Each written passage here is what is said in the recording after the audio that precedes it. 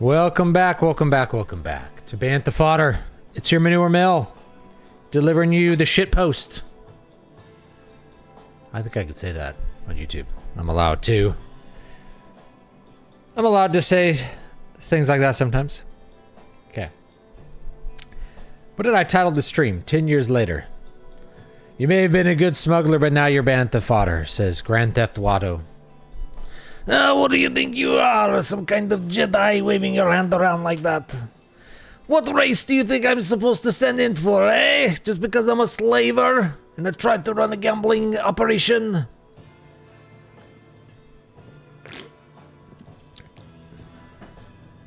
What do you think I am with my floppy nose? Little Annie? No part is worth two slaves.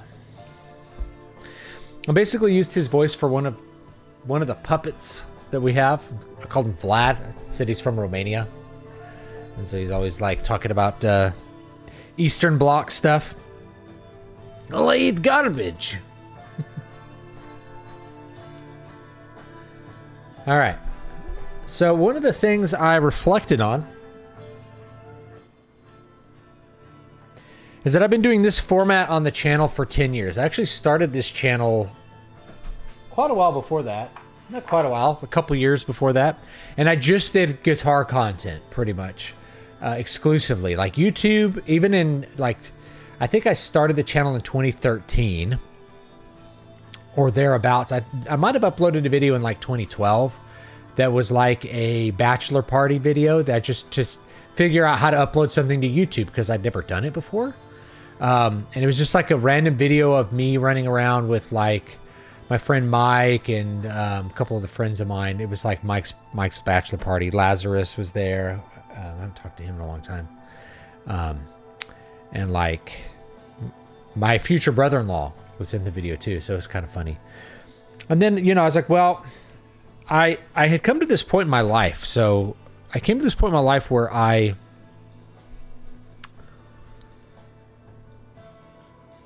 how should I put this? So I came to this point in my life where I decided I wasn't going to do music anymore. Now, I still do music, right? But I was really done with the music business, and in particular, classical guitar. I did a whole video on why I stopped playing classical guitar. You can watch that. That's been up for almost 10 years now.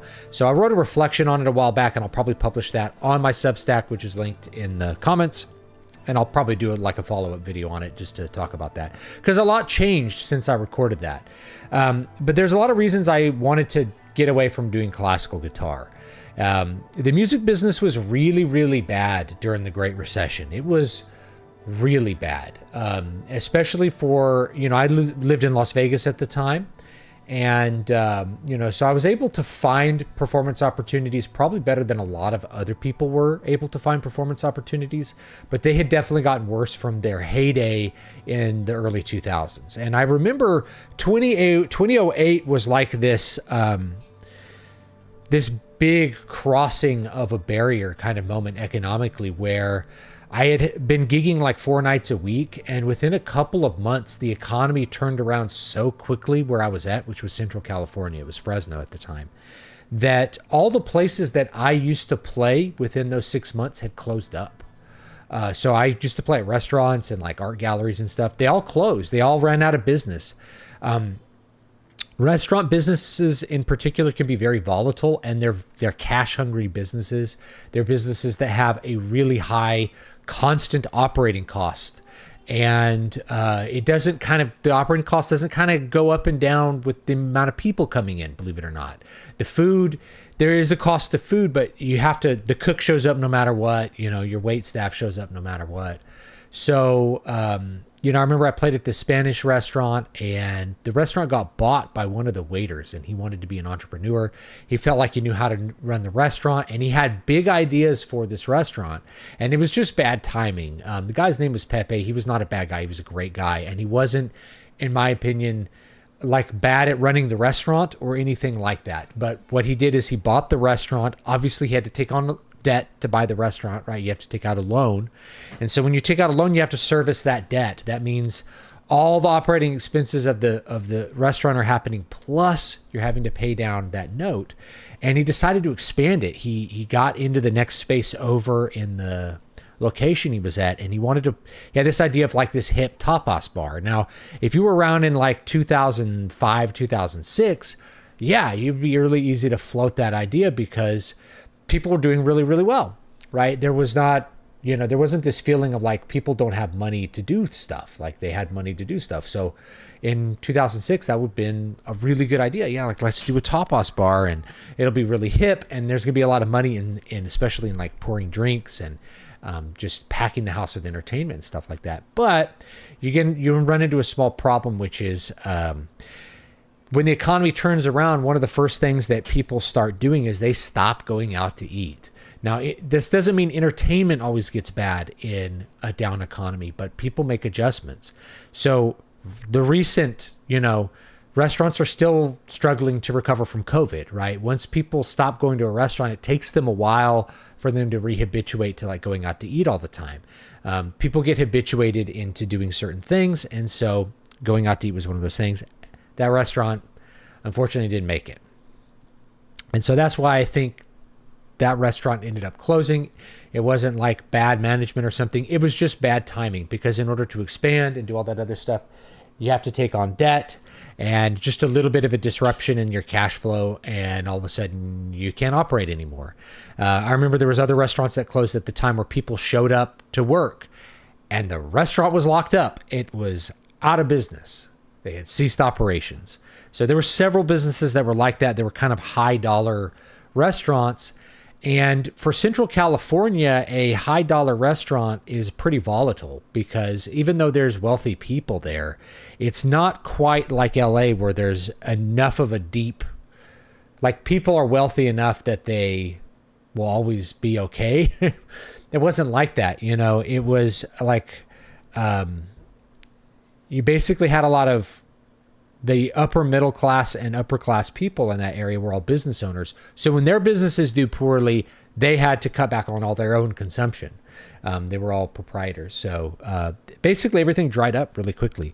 But I persisted. I kept on. I kept doing the music thing. And so when I started the channel, it was to do music instruction. And my idea was, I want to make a bunch of videos on how to play classical guitar, because there were virtually none of them on, and they were all bad. The ones that they were there, they were bad. They just didn't have good information. People hadn't figured out YouTube yet, and they hadn't figured out YouTube guitar stuff. Now there's a bunch of guitar instruction channels that are probably really good. Every time I see one, I'm like, this wouldn't help. This doesn't help me learn, but I can imagine it would help somebody that's a beginning to intermediate player, like learn to play a song, which is what they really want to do. So there wasn't like that stuff wasn't around at that point in time. So I was just showing, like, putting up my sheet music for this and like showing, here's how you finger everything, right? I was just going through a bunch of classical stuff and showing how to play it, so that people who didn't have an instructor could like get this information. And I got people, who I still, like, on rare occasions, people will ask me to do lessons and stuff. But during that time, I was actually getting a little bit of business of people wanting me to do lessons. I had one kid I remember who was just like, I need you to help me prepare these pieces. And I recognized it right away. I'm like, you're trying to get into Juilliard? And I was like, you don't play classical guitar yet. Like, you shouldn't try to do this Juilliard thing. This is just it's not a good idea. You're not going to get in, so most of your effort's not going to be worth it. And then Juilliard is not going to help you as a classical guitarist, like land a gig. If you were a concert violinist, getting into Juilliard basically can make your entire life. Juilliard is something that's completely 100% worth it if you play violin, or if you play cello, or if you are an orchestral instrument player. Juilliard will help you to make those connections. Basically, you will get a gig from going to Juilliard.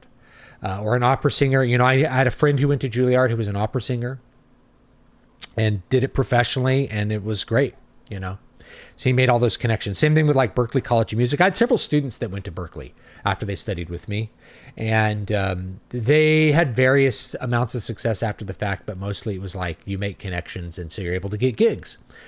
But like going to Juilliard as a classical guitarist, when you don't play classical guitar already, it's like dude, you needed to be on this list like 4 years ago. And also you need to be studying with someone who has more connections than me to like get you in at Juilliard.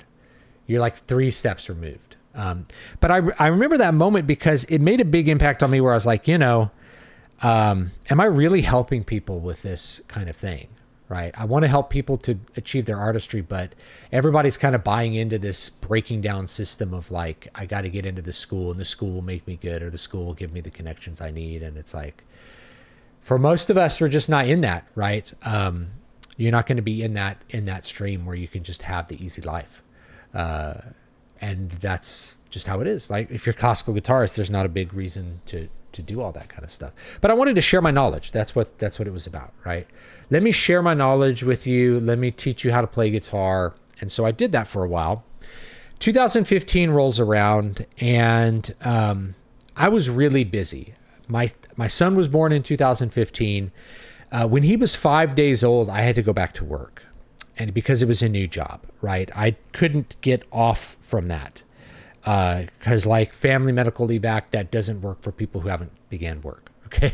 So, I had to go to work, and I was a band director. So I was working really long hours while I had a newborn son at home, and, my wife struggling with that.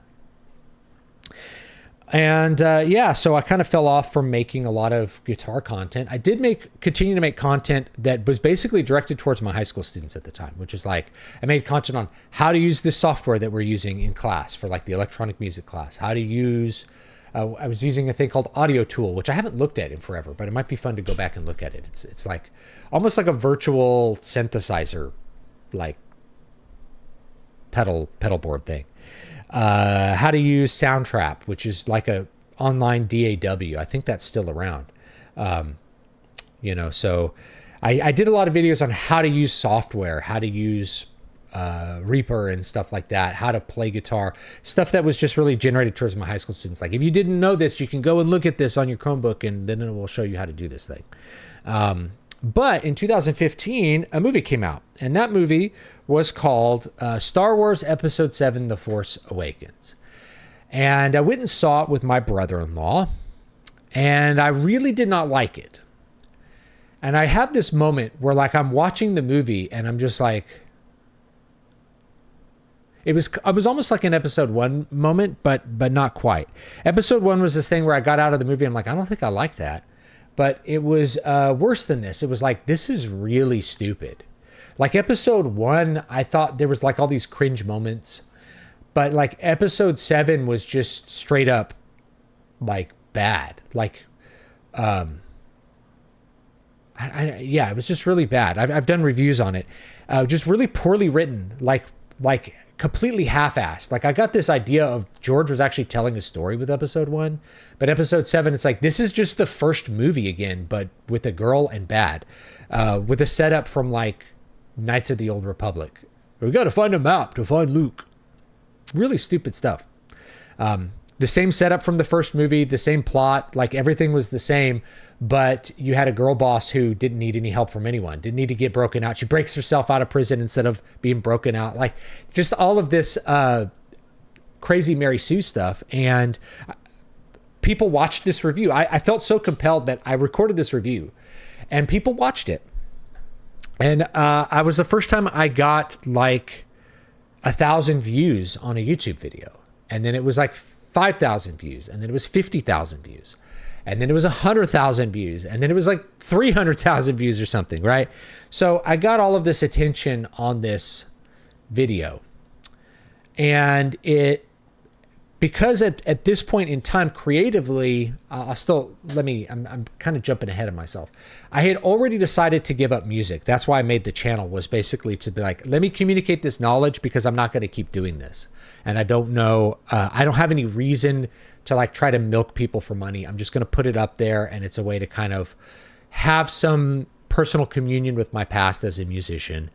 I'm a writer now. So around 2000, actually earlier than that, like 2011, 2010, I decided I want to get into writing. And I started practicing a lot more and coming up with a lot more writing ideas. I wrote a bunch of screenplays with my roommate around 2012 to 2013. I think around 2012 was when we wrote them. We got those out. We were working with like a production company in LA. We were looking at moving there and doing all this kind of stuff. Eventually that kind of falls apart for reasons that aren't really going to make any sense to like talk about in a video.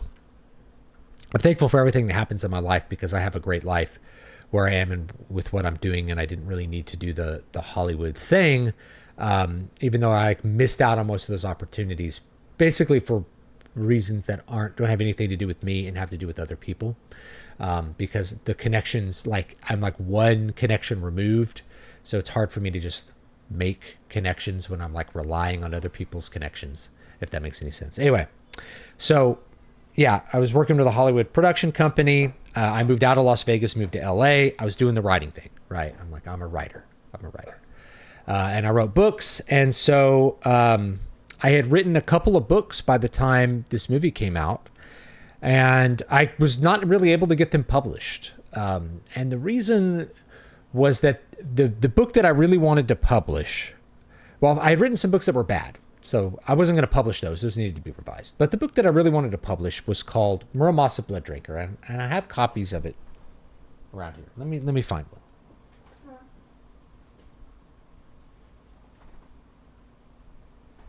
Well, I thought I did. I know I have some copies like lurking. Oh, here's one. Here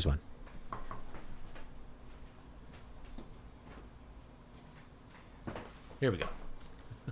All right, here it is, right? So people encouraged me. They're like, hey, you just publish it yourself. You know, people that were watching me. I'm like, okay, well, I'm going to do that. I'm going to learn how to do that. I'm going to learn how to be a publisher. So I did it. And in 2016, I did my first like real publication of a book, which was Muramasa Blood Drinker. And then I just continued down that path and kept publishing books because I was like, all right, now that I know how to do this and I know how to make a couple bucks doing it, let's do it. You know, let's keep doing it. So I had written that book I think I wrote that book in 2014 is when I wrote that book. So anyway, I had transitioned to that and I'm like, well, Star Wars gives me an opportunity because I looked at Star Wars from the perspective of a writer who's even worked in Hollywood and worked with producers. And it's like, it's bad. It's bad on so many levels. Like the production is okay, right? Like the special effects and stuff. I wasn't crazy about them, but it didn't look bad. It wasn't a bad looking movie. It had some cool looking sets. It had some, the aesthetics, of course, the reason I kind of shit on the aesthetics are like they just took the original trilogy aesthetics and just reused them. Like they didn't show anything new or interesting. There was no new or interesting locales really. That's not true. There's like the bar, like the Maz's bar planet or whatever. That's kind of cool. Like there's some cool sets, but they mostly were just like, it's stormtroopers again. It's X-Wings again. It's Star Destroyers again. It's everything from the OT again. You know, nothing really new or interesting there. But the writing was really bad. It was really just a terribly written piece of shit. And I was so upset about it. And I remember walking out of the theater and I talked to my brother-in-law, Matt. I'm like, Matt, what do you think? He's like, I thought that was amazing. I was like, I thought that was shit. I thought that was garbage. So he was like, what? I'm like, okay. And I broke it down. I was just like, you have this Mary Sue character who's just an awful character, has no personality, no reason to do anything. There's nothing that stops her from doing anything in the movie. She's completely flawless and perfect. The movie is just a point-for-point ripoff of the first movie with nothing different other than like the set pieces. You even have like Obi-Wan's death is just replaced with Han Solo's death. Like if you were to line up the first movie in Force Awakens, every beat just lines up. It's just a beat for beat. Like they took all the story beats from the first one. Story beat is like there's an event that happens. Like Obi-Wan dies to Darth Vader, right? He actually like disappears, but we always thought Darth Vader killed him by touching him with his lightsaber and he just got obliterated when we were kids. But anyway, there's the death scene. So Obi-Wan dies. He kind of sacrifices himself. So Han just does that at the exact same point in the movie. Like the exact same point. You have a Death Star, but this one's even bigger. It's a whole planet. And it's going to suck up the sun and blow up the stuff. So I did that. And so that kind of changed the direction of what my YouTube channel was. So I'm like, okay, people want me to talk about this kind of stuff. I'm going to talk about it. But an interesting thing happened, which was 2 years later.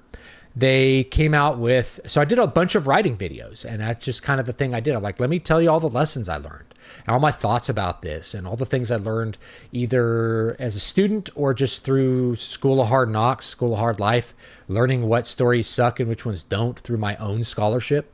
2 years later, they came out with The Last Jedi, right? The Last Jedi was this one where people realized that new Star Wars was bad. That was The Last Jedi. Is people realized it was bad.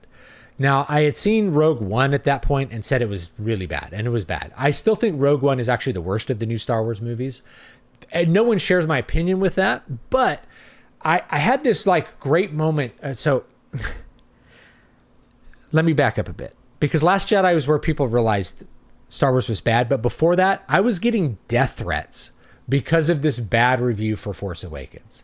I had people threatening to find me and kill me. I had people calling my work and trying to get me fired, saying I was like, I don't remember the things they were saying, you know, whatever, I'm a Nazi or I'm evil or something, right? So pointing out the technical deficiencies in a piece of popular fiction makes me a Nazi. And this is where I realized that people are hypnotized and people are also religiously attached to Star Wars. They have an attachment to Star Wars that is just a full-on religion. And so for me to come out and say this movie sucks is like for me to come out and say that there's no God or that like, you know, Christ was bad or something. You know, it's offensive to them on a deep level because their life and their identity is built around Star Wars.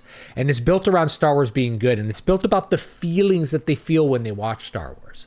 Their feelings really matter. It really matters a lot for people, how they feel when they watch a movie. And so for me to disturb it and say, actually, this movie's really bad, then it's like, are my feelings wrong? And it's like, they are wrong, but I don't hate you for like liking Force Awakens. It had a lot of flashy lights, and if that's what excites you, that's great. I like Captain EO. I like watching Captain EO too, right? But at least it has some good music. So yeah, it was a wake up to like how the internet works when you have even a tiny bit of exposure. So when people are like, Charlie Kirk got murdered, and it's like, that doesn't surprise me at all. Like I said, the difference is that I have, you know, an audience of 50,000 and he has an audience of 5 million, right? And that message is even bigger, right? If I'm getting death threats because Star Wars sucks, and I'm having people try to ruin my life because Star Wars sucks, and I'm just a nobody, and at the time I had like 4,000 subscribers, then of course it's going to be worse if you are actually challenging people's like deep religiously held beliefs, such as transgenderism, which is a religiously held belief. And I've gone over the fact that it's a cosmological belief in a soul that's separate from the body, that's creation is different from your body, things like that. There's a whole religious set of beliefs that go with that. So if you're offensive to that, then yeah, you're a threat who must be eliminated. People are insane. And Star Wars fans are pretty crazy as far as fandoms go. They're much worse than Star Trek fans. I never got death threats from Star Trek fans because Star Trek fans are nerds that don't really have a religious belief in their Trek. I'm not offending them by pointing out that Star Wars sucks. They didn't grow up watching Star Wars or Star Trek on their VHS on Saturday mornings in 1988, which is what a lot of these people did. So I don't think too many of those death threats were like serious. It was more like, can I scare this guy enough to make him shut up? I think it would be funny if I could scare him and make him shut up. And then I wouldn't. No, I'm not going to do that. I don't really believe you, and that sort of thing. So Last Jedi, however, became popular to hate the new Star Wars. And that's when I noticed that like people are like, did you see this review? And I'm like, I would watch it and I'm like, this person's just saying, they just watched my video and said the same thing like 3 weeks later. Like, why would I watch any of these reviews on The Last Jedi? They're literally just saying the same things I said day one, months after the fact. There were people who made a whole year worth of content on this. And then anytime I mention Star Wars, people were like, oh, all you talk about is Star Wars. I'm like, I made 50 videos you didn't watch on all kinds of things, like how to write books, how to publish things, how to format your manuscripts, how to play guitar, how to use Reaper, how to use Ableton. How do you pronounce it? So how to use this stuff, right? I've done so much content. I've done like 1,000 videos at this point. I've done just a ridiculous amount of content, but the people who are really focused on Star Wars, all they really care about is, have you talked about Star Wars? And so 10 years after the fact, someone posted on that review this week. They're like, oh man, it's like, I remember this review, it made a big difference. And I'm like, I'm glad about that. I kind of wish I had never talked about Star Wars, because then all of my audience growth would have been directed organically towards the things I want to do. Instead, I got focused for a couple years on doing movie reviews because those would get consistent views for a while. But I realized really quickly that people want me to shit on every movie. And if I point out anything positive about the way a movie was produced, or the way it's experienced, or the way it's meant to be experienced, like with Avengers Endgame or with Black Panther or something, then people get really upset, because then I realized the audience I had attracted viewed everything through this lens of cultural politics and mass media. That's the lens I'm going to talk about. So everything was either a message for us to us, or was a message for them to them. And nothing was a piece of art that could be evaluated on its own. And I have like a whole rubric for how I evaluated movies and how I evaluate music. And I've posted that stuff and I've talked about it a lot, right? So people are like, how could you give this movie a 61, a 6 out of 10 or something, right? I'm like, that's a D. Where, in what world is a 6 out of 10 a D? In every school you've ever freaking attended. But you don't remember that because you're stupid, maybe, right? But like, seriously, a 60% is a D. So I think it's a 1 out of 10. I'm like, a 1 out of 10 is like, it's not a movie. A 1 out of 10 is like, it's a blue screen with people with voices telling you to kill yourself or something. That's a 1 out of 10 movie. Like, it's not actually in the movie. Like, a minimum amount of achievement in all these levels gets you like 4 or 5 out of 10 and gets you 40 to 50%. That's still an F, right? I still gave these movies Fs, but because I acknowledged they did this thing well, it's like, you are a sellout. Where's your Disney bucks? It's like, I wish I had Disney bucks. I'm just trying to evaluate something objectively for you. Not even objectively for you, just like with a rubric, trying to point out things that are done well and things that can be improved on, things that I would avoid if I was a writer, all that kind of stuff. So like, I really wish I had never talked about Star Wars. Never mentioned it, never done a review of it, and just, I hate to, stay in your lane is terrible advice, but I wish I had like focused more on the things I was really passionate about. And then, the audience would have been smaller, but it would have been more organically pointed towards what I wanted to do. Because you end up in this certain place where like, I'm going to watch a movie that I know is going to suck so that I can then do a review of it to then make money off of it. And I realized really quickly there's like a break point in this where if you're not getting enough views for a movie review, it doesn't pay for the ticket. It's not like I get free screenings. So if a movie review is not getting 10 or 20,000 views, it's really not worth doing. And I'll still do them because I care about the craft. But if it's usually a movie that I'm watching, it's on a streaming service that I'm already paying for in some way. So it's not like I'm spending a bunch of money to go out and see a movie. And because of my children being so young, I couldn't go see these movies with my kids. I couldn't go see them with my wife. I couldn't share this experience with anyone except my online audience. And it became really frustrating when like my online audience was viewing everything through this one lens and not able to really understand anything about art. The word postmodernism got thrown around a lot, and I'm like, yeah, let's talk about postmodernism. And the people using it, they got it from Jordan Peterson, so they had no idea what it means. And they're like, the problem is postmodernism. I'm like, postmodernism is kind of a problem, but not in the way that you think, because you don't understand the ethos of postmodernism.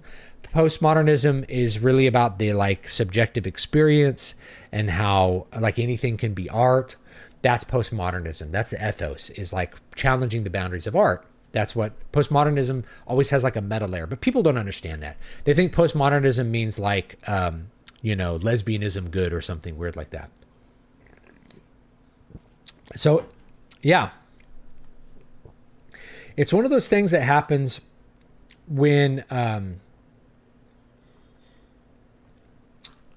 when you get that kind of exposure, and I'll get to the comments in a minute, but I kind of want to like finish this thought, that you become responsive to the robot. Now, the audience is giving me like, you guys are real and you're talking, But the robot is like, I'm showing this video to a lot of people. You should do more things like this. And so how you want to respond to those hints, those instructions, that reinforcement matters, right? And so if you find yourself doing a lot of things that you don't enjoy, that's fine if you're getting paid a lot of money. But as soon as you're not getting paid money to do it, then there's no reason to do it. And I remember my channel got shadow banned in, I think, 2019 was when I got really shadow banned hard. I'd gotten up to like 45,000 subscribers, right? Right now I'm like at 48,000. So you have to think that like in 7 years, I only gained like 3,000 subscribers. It's like, that's pretty bad, right? So I got up to like 45,000 subscribers, and then boom, no views on any videos. I went from making $1,000 a month just kind of doing YouTube to like $150 a month. It was really weird. It was like, oh, okay, well, I guess you don't want me to do anything. So I just didn't quite know how to respond to that, other than to like, I massively increased my output. So I made a lot more videos to make up the difference in views. And then I just put out a lot more stuff. I just was publishing a lot of books. Those couple of years, I was just throwing a lot of books out for people to buy. And so that kind of made up the difference. But, over the long term, it didn't. But I think if I had never talked about Star Wars, I probably wouldn't have gotten shadow banned because it became a political topic. By 2019, Star Wars sucks was a political topic. And there was just no way to escape that. So through that kind of mechanical reinforcement, you start talking about things that you normally don't care about, right? Like, I don't really care about Marvel movies. I don't care about them, right? I stopped caring really about comic book superheroes in the 90s when comics started to really suck around 1997. And really before that, but 1997 was like when Marvel went bankrupt and things. So I hadn't cared about this stuff. And like, Marvel movies are cheesy and dumb. And they're really kind of spectacle movies. They're movies for spectacle. And you kind of have to not be a person with high standards for like acting or writing, really, to enjoy them. They're just for, if you take a step back, you're like, everybody's in these dumb little costumes. Don't we all agree this is really silly? It kind of makes sense on a 4-color strip like what you had in the 60s and 70s and 80s, but it's just weird on the screen. It's always felt weird. Superhero movies have always felt a little weird to me. I can enjoy them for what they are. I can kind of step outside of myself and be like, I can see this from the perspective of somebody who really enjoys this, and that's how I'm going to evaluate it. And that was my review of Endgame, I think. I called it a capstone experience, is what I called it. I'm like, this is a movie that's designed to cap off all of this investment for people who are mega fans of what this is. And that's what it was. So the plot was not very good. It had all of these moments like, remember this, remember that, characters having feeling moments and those sorts of things. We got all those moments, and then we closed off, we killed Tony Stark, we ended it. And I was like, I never want to see another Marvel movie after that one. And I don't think I have. I think I stuck to my guns and I said, that's the end. It's going to suck after this. And everyone's like, you're an idiot. It's going to be great. I'm like, nope, it's going to suck. And I was completely 100% vindicated. Everything I've ever said has been completely vindicated, I feel like. I have people that find my old videos and be like, you were completely vindicated on this. Live in the pod and eat bugs. You were vindicated on this. The low IQ thing, you were vindicated. The Star Wars thing, you were vindicated. I was vindicated over and over again, meaning I was right. I was right about how these things were going to go, but no one wants to believe it because they live in this moment where the robot is making them feel these things and they can't step outside of that and think outside of it. So yeah, a big part of me wishes I'd never talked about Star Wars. Eventually I might have talked about it as a writer, and that's what encouraged me to talk about it anyway. It's like, I just felt compelled to talk about it because I was in this mode as a writer and I just really wanted to vent. I'm like, how could you spend $200 million and make something so bad? It was actually mind-boggling because I'd never seen that amount of money dropped on a movie to produce something so bad. We thought Waterworld was bad. And Waterworld is amazing compared to The Force Awakens. And Waterworld was the most expensive movie ever made at that point. And it just, that was our standard in the 90s. Like, Waterworld sucks. Now, if you came out with Waterworld now, people were like, this is the best thing I've ever seen. This movie's amazing. It was kind of the same thing with like Alita. It's like Alita is great because of our low standards. Avatar is great because of our low standards. I thought Avatar sucked when it came out, but people's standards had already really slipped by that point in time, and they've gotten so much worse now. I think people are really impressed by competence. I said this about a Minions movie. I'm like, it's merely competent, but competent is better than 90% of the things that come out now. Like, the quality of what that industry puts out has slid down the slope so much. And the big culprit is writing. Writing is where they suck. It's not the special effects. It's not the cinematography. It's not even the acting, although there's some really bad actors. You guys have heard me talk about, Timothée Chalamet and Zendaya Into the Ground and how bad they are at what they do. It's the writing. The writing really sucks. It's really bad. So that's what it is. No one knows how to write a damn story. People can't be original. They're just... I think Brian Niemeyer said it like, it's like kids playing with toys. They got their Star Wars toys out and they played with them, and that's the movie you're watching, is a bunch of kids playing with their Star Wars toys. And the Rey character is a little self-insert. I'm this person and I'm going to use the Force to do this. Like, it's like watching 6-year-olds play. I'm using the Force to do this, and now I'm using the Force to do that. And that's really how those movies come off. Last Jedi is a hate letter to Star Wars, and for me, it actually kind of resonates. It's like, I get why you hate Star Wars and Star Wars fans, because these were the people who wanted me dead for saying Star Wars sucks. So I understand that now. I understand the people versus George Lucas, right? From the other side, which is like, these people are deranged. These people are off the farm. They need religion bad. And their religion is Star Wars. They're ruining their lives by obsessing over Star Wars so much. It's really pathetic. I have a pathos for these people. It's like, I'm so sorry for your existence. I'm so sorry that you live in this world where Star Wars matters to you so much. I grew up with Star Wars. I like it. I like Star Wars. There's not that much else to say. My son likes Star Wars. It was really fun to go see Revenge of the Sith this year and to go watch that. But damn, dude, like, it's just a movie, cultural phenomenon. It's an important movie. It shouldn't affect how you feel about yourself in any given day. You shouldn't base your identity or your emotional state around being excited for something to come out. But that's the way I feel like a lot of my generation was in the late 2000s to early 2010s. You had all these childless millennials. Now, I was childless in 2013. I was a childless. I'm a Gen Y, right? So I didn't have a kid till I was, how old was I? 2015. I was 32. I think I just turned 32 when my son was born. So I didn't have kids until my 30s. I should have had kids earlier, but the economics and the life, and I wasn't with my wife. Like, things just didn't work out that way, and that's okay. But their life became, what's the next video game that comes out? That's why Mass Effect 3 was such a big deal. Like, the badness of Mass Effect 3. I don't even think Mass Effect 3 is a bad game, right? Mass Effect 3 is a good game, but it wasn't good enough. There's like the first great disappointment of the 2010s was Mass Effect 3, where people were like hyped for a thing and they came out and they were like disappointed. Everyone in my generation, they had this hype cycle. They were hyped about the next big thing, hyped about the next Warcraft expansion, hyped about the next Call of Duty game, hyped about the next Star Wars movie, hyped about the next Marvel movie. Everything was about this media hype. And it just wasn't that way in the 90s. You had Star Wars mega fans that camped out to buy tickets, but mostly it was like, it's Sunday afternoon. Do you want to see a movie? Yes, you go and you watch Indiana Jones. Oh, I heard Indiana Jones is out. Let's go watch that. You just didn't really, it wasn't this thing that like sucked into your life. You bought games because they were on the shelf.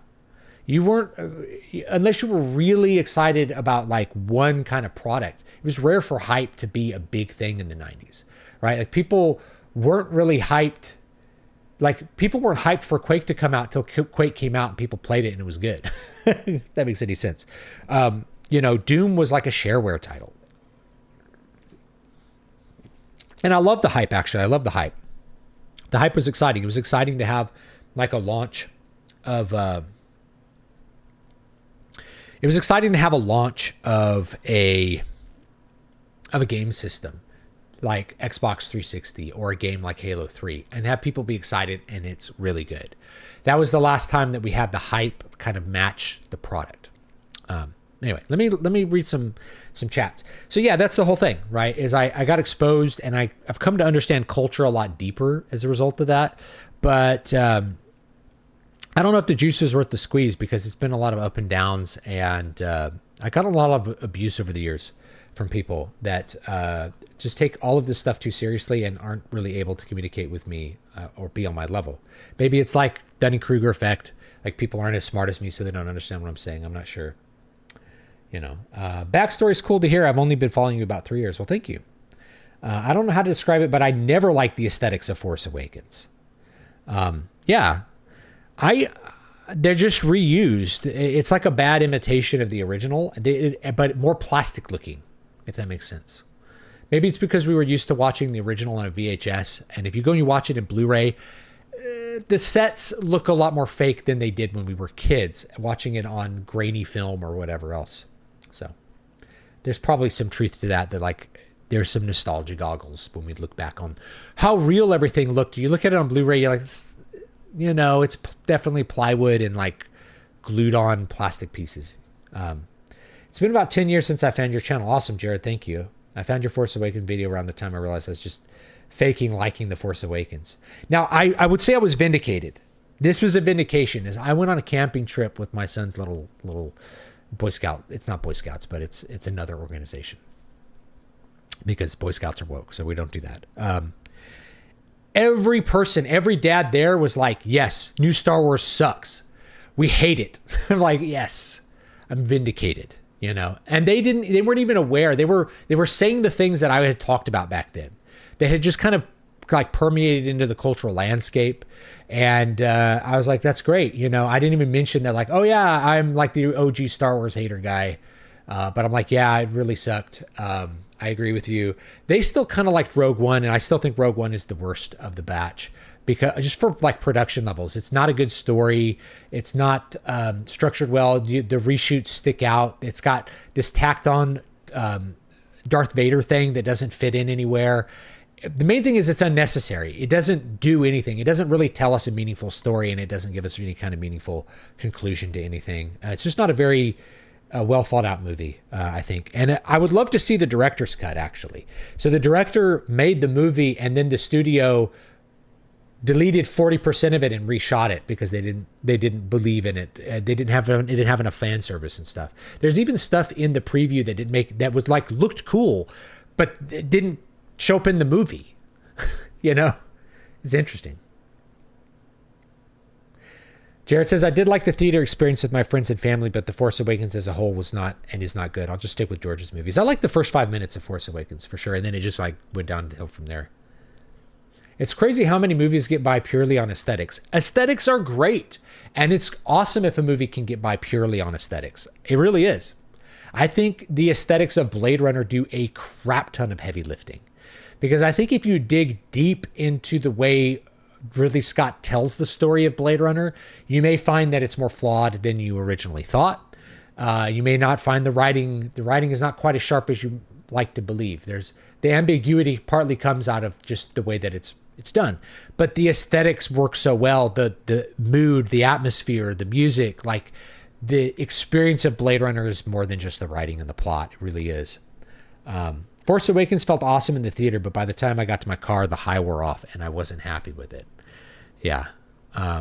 Episode 7 was lazy plagiarism, at least a little fun. Episode 8 was just a turd being thrown in your face. Episode 8 was really about how you, the audience, are bad for liking Star Wars, and how Star Wars sucks. Right? Am I wrong? Am I wrong with that assessment, or am I right? I think I'm correct with that. There was a meta message of Star Wars is stupid.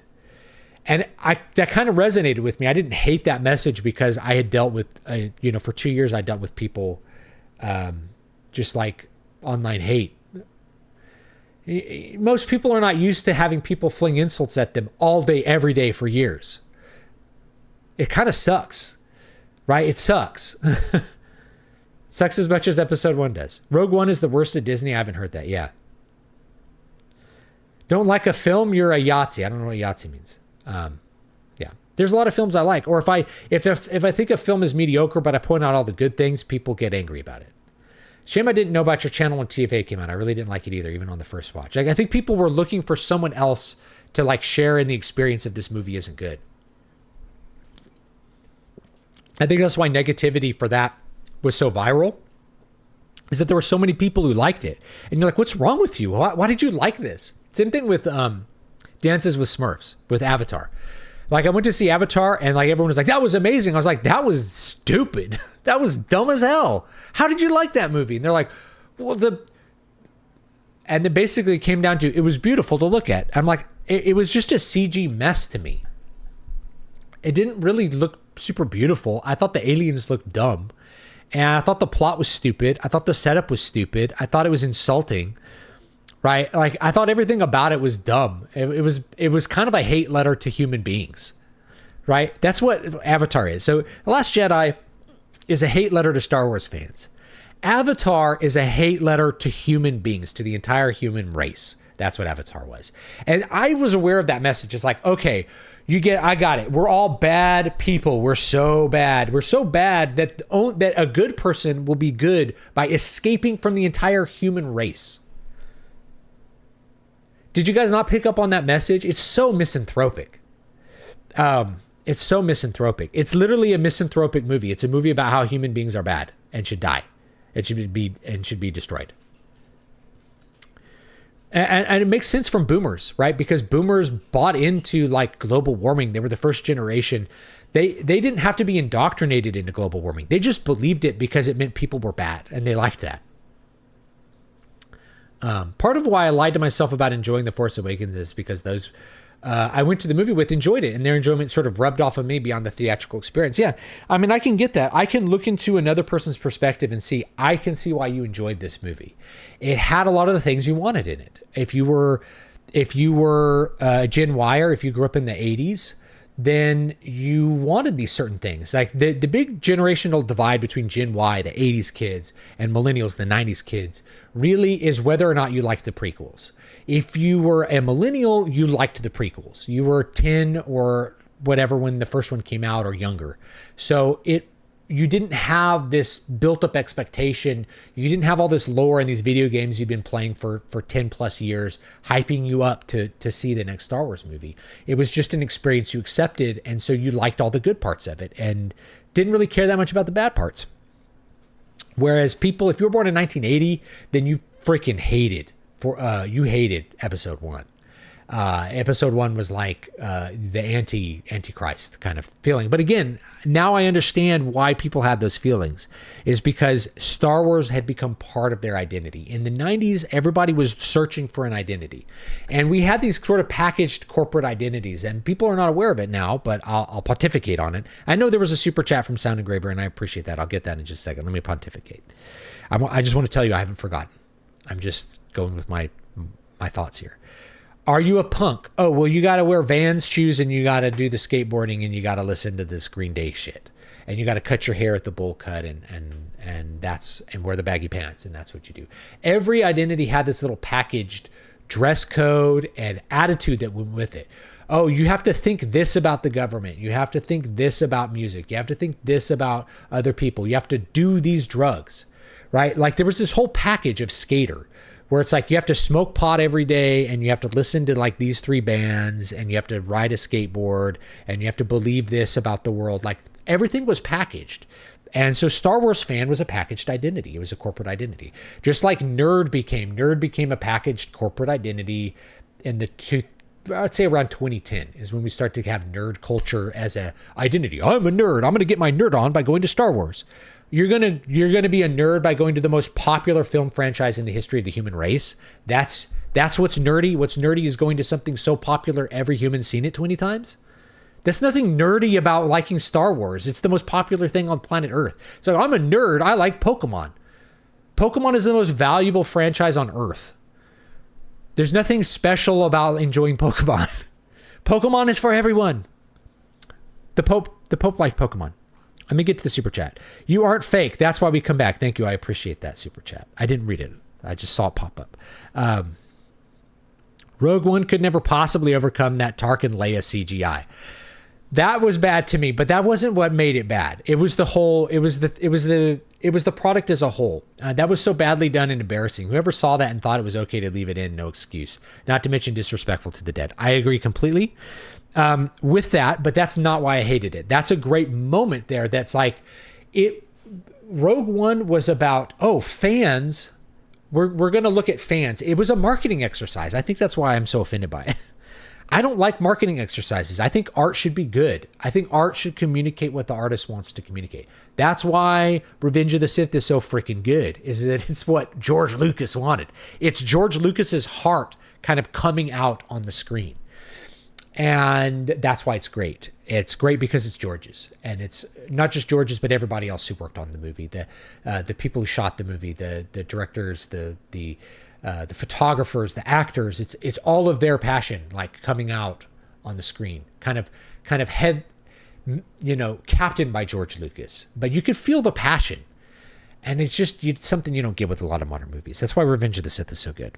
I think it's become over time like my favorite Star Wars movie because of its sort of singular vision and what it accomplishes with that kind of the heart that's in the movie and what it's about, the themes. Anyway, I digress. Rogue One was really about fan service. It's like fans were excited, like, this fills in a plot hole. I'm like, there's no plot hole. It's like, why would they have this tiny vulnerability? Because it's insignificant. They have to vent, presumably they'd have to vent their nuclear exhaust or whatever their energy source is. It doesn't matter. There was no problem with the first movie of like, there's a tiny little hole we're going to shoot a torpedo into and maybe we'll blow up the Death Star, but we're probably all going to die.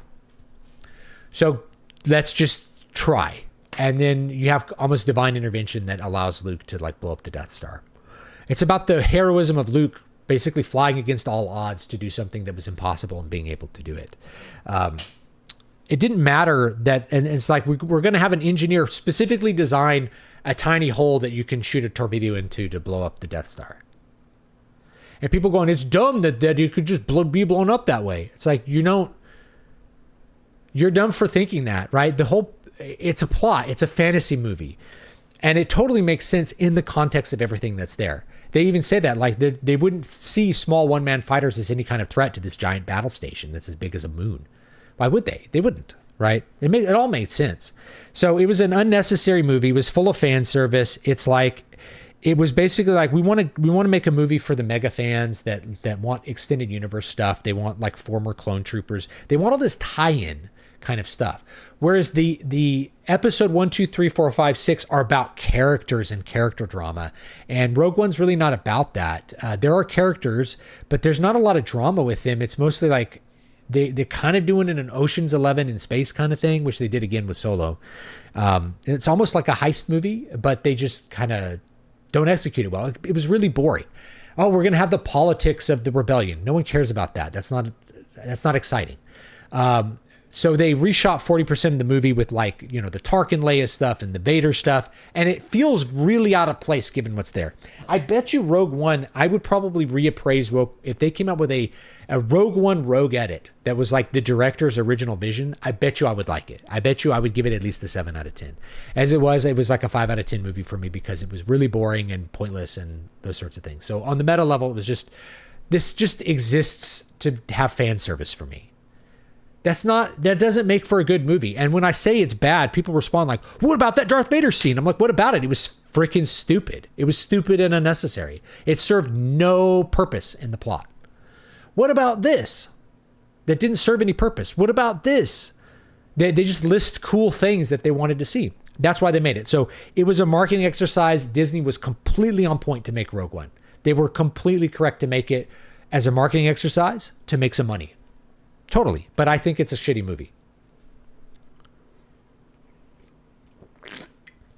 And yeah, I don't like bringing back dead people. I'm not into that. Star Wars: A New Hope is my favorite movie. That's probably the best one because it's very complete. Makes a lot of sense. But I think Return Revenge of the Sith has slowly become my favorite. Because it's my son's favorite. Dude, talking negatively was what draws views, but I learned quickly that I didn't want that attention or audience. Yeah. Rating scales are broken internationally. I used to love TFA. The moment when it fully faded was a Disney Plus watch in 2020, and I realized how bad it was. Yeah. Deep down, what people hate is the system of nepotism that is masked by postmodernism. You become a parasite. I don't know if that's me being a parasite, but there was a whole class of YouTubers that they just talked about Star Wars politics for 6 months. And they made a lot of money with it, you know. I mean, I'm not going to knock them. They're like, okay, Robot wants me to say these things, so I'll say them. But you got to have a little bit more creative impulse besides that. You know, I like to write books. I like to make music, and that's what I want to do. You know, I want to make things. I don't just want to talk about other people's movies. I want to make the things that are great. Avengers Doomsday is going to fail hardcore, but people keep trying to stay on the Marvel wagon. The Marvel wagon lost its wheels with Endgame. And I said, you know, if I were Kevin Feige, is that how you say his name? I always thought it was Feige. I'm so stupid. But like, anyway, if I was Kevin Feige, I would retire. Like, go out on top, dude. You will be remembered as the guy. The Hardwick will point out that like he was really reined in by other people when MCU was good, but you'll be remembered as the guy who made the greatest film franchise of all time. And no one will take that away. But what's going to happen is Marvel is going to shit into the dirt, and you'll be remembered as the guy who drove Marvel into the ground. It's why Bob Iger really shouldn't have come back to Disney. It's like, you want to be remembered as the guy who brought Disney to its peak, not as the guy who drove it into the ground. Yeah. But Endgame, I didn't dislike Endgame. I thought Endgame was great for what it was. It wasn't a movie. It was a capstone experience for all of the movies. It was like a theme park experience almost. It was something for the fans to close out that entire cycle of the MCU. And it did it beautifully and wonderfully. And it did a fantastic job with that. I think to even call Endgame a movie, it's the last Marvel movie, right? It's the end of the Marvel franchise. It feels like it nails it. It does it all the way across the board. Boom, closes off that entire cycle. That's what you should do. Watch MCU, watch all the movies in release order up to that one, and then never watch another one. And then you're going to make a great 20 movie run. That's an amazing run when you think about it. And it was perfect for what it was. You know. So the first Avengers, I went in thinking it would be stupid because I think superhero movies are mostly stupid, and I generally have low expectations. And I actually really enjoyed what Joss Whedon did with it. I actually really enjoyed the movie. So, the lame jokes, to me, that was always part of like comic books. And they just did them kind of well. You know, the little quippy jokes, the little comic relief everywhere, where they're basically comedy action movies. I think it works. Whenever I make videos about movies, I often talk about stuff I enjoy. I found if I talk about a movie that's good, positive review gets 1,500 views, negative review gets 5,000. So you're just encouraged to watch bad movies and seethe all the time. That's not good for your soul or your heart. I want to watch good movies that I'm excited about, that I can like share with people and just communicate what's great about them. I'm hard pressed to watch Waterworld. The tangible production will probably wow me, but not a fan of Kevin Costner. Waterworld's pretty cool looking back. It's stupid. It's really stupid. But Dennis Hopper owns that movie. Dennis Hopper makes that movie good. He really does. It's all about Dennis Hopper. Truly. Dennis Hopper, I feel like there's a lot of these actors, especially from that past generation, who through their very presence can elevate a movie and just sort of save it. I think you like the screen presence that's there. This is one of my complaints about like Captain Marvel was like Brie Larson has just really weak screen presence. She just doesn't carry any energy on screen. And so if you stick her in a scene with a Samuel L. Jackson or somebody who has this energy on screen, it just doesn't work. It just doesn't work for her. You know, she just doesn't have the energy. Dennis Hopper kind of rules the screen. He can just command what's going on there. And so I think he saves the movie as far as like how it's a funny movie. There's a lot of good jokes. Kevin Costner plays this very, very straight character. And it works because he's just this like almost silent protagonist. And Dennis Hopper is the funny guy. Infinity War Endgame was carried by Thanos. And there are so few decently crafted villains in modern film. Yeah. I still think Thanos was a terribly crafted villain. I have a whole video on why his entire motivation in the movies was really retarded. And it is. It's really stupid. It's based on really outdated ideas of population from Thomas Robert Malthus, who it's like Malthus observed. You'll see people say this. I'm like, Malthus observed nothing. He never observed anything. He just crafted his theory out of nothing. And it had a lot of effect. This idea that people breed geometrically. But when we actually look at the data of how people reproduce, they don't. Right? Which is why we have a crisis in the first world, is people don't just have babies endlessly. In fact, the amount of children that people have is highly variable to outside influences. Noblemen had few children, whereas peasants might have 20, and then that might shift around. People control their reproduction, it turns out. So Thomas Robert Malthus was really stupid. But even then, if you take everything for granted, killing half of the people in the universe means that you have postponed this struggle by 30 years, because that's how long it takes for the population to double. So there you go. A random comedy would get 15 drafts back in the day. Now they start production without a script. Yes, thank you. So this is a thing that I learned when I was in Hollywood, is that they would really do. I mean, I did tons of revisions of my own scripts that I felt like made them worse, but was more to what the production company wanted. And you would do this. You'd have sometimes 20 revisions of a script before you would shoot.